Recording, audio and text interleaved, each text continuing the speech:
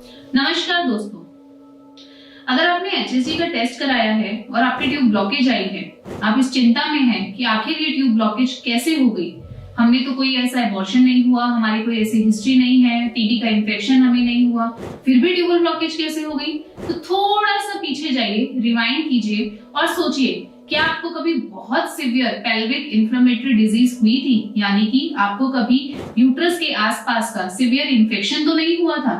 Because अगर ऐसा हुआ था तो वो एक बहुत बड़ा कारण हो सकता है ट्यूबल ब्लॉकेज होने का। ट्यूबल ब्लॉकेज और पीआईडी जेन्युइनली एक ऐसी समस्या है जो कि एक दूसरे से बहुत ज्यादा कोरिलेटेड होती है। क्लाइमेडियल इन्फेक्शन में तो ट्यूब्स के जो एंड पार्ट्स यानी फिम्ब्रिया हैं वो कंप्लीटली एग्लूटिनेटेड मिलते हैं और बहुत बार उनको ओपन कर पाना भी बहुत मुश्किल हो जाता है। सबसे पहले ये जानिए कि फेलोपियन ट्यूब ब्लॉकेज यानी कि गर्भाशय की नलिकाओं में किसी भी तरीके का अवरोध होना, जिसे कि हम गर्भाशय नलिकाओं का बंद होना भी कहते हैं, वो प्रेगनेंसी में किस तरीके से बाधक है। इन गर्भाशय नलिकाओं के बंद होने पर आप नेचुरली किसी भी तरीके से कंसीव नहीं कर सकते हैं। पेल्विक इन्फ्लेमेटरी डिजीज इसमें एक बहुत बड़ा कारण होता है। पेल्विक इन्फ्लेमेटरी डिजीज किन वजहों से हो सकती है? बेसिकली आपकी ये एंडोमेट्रियम को इफेक्ट करती है, आपकी फेलोपियन ट्यूब को इफेक्ट करती है, आपकी पेरिटोनियम यानी कि एब्डोमेन के आसपास की जो झिल्ली रहती है, जो एक ऑर्गन को दूसरे ऑर्गन से डिफर करती है, वहां पर भी प्रॉब्लम क्रिएट कर सकती है।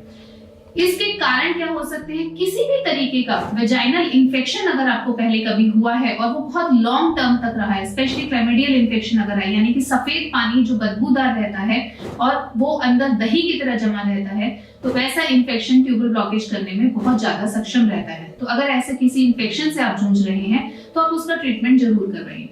कैसे पता चलेगा कि आपको पीआईडी है? इसके डायग्नोस्टिक टूल्स जो हैं उसमें सबसे बेस्ट रहता है आपका डॉक्टर के पास जाके पर वेजाइनल चेकअप कराना। वेजाइनल इन्फेक्शंस अगर होंगे तो डॉक्टर आपको देखते ही बता देते हैं। अदर देन दैट अल्ट्रासाउंड के माध्यम से भी आप जान सकते हैं कि आपको पीआईडी का कोई इश्यू तो नहीं है।